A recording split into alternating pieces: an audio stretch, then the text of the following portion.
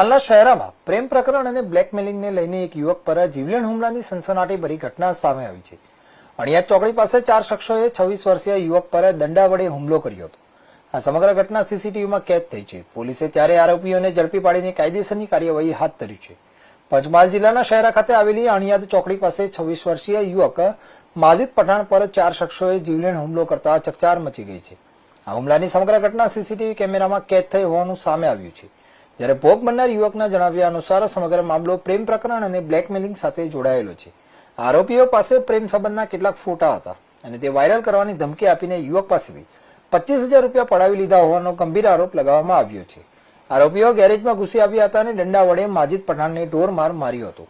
આ હુમલામાં યુવકને હાથ અને પગના ભાગે ગંભીર રીતે ફ્રેક્ચર પણ થયું છે।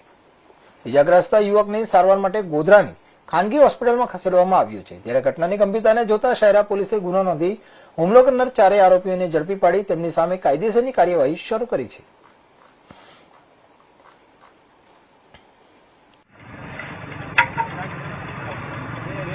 तेरा मारिया ना होवे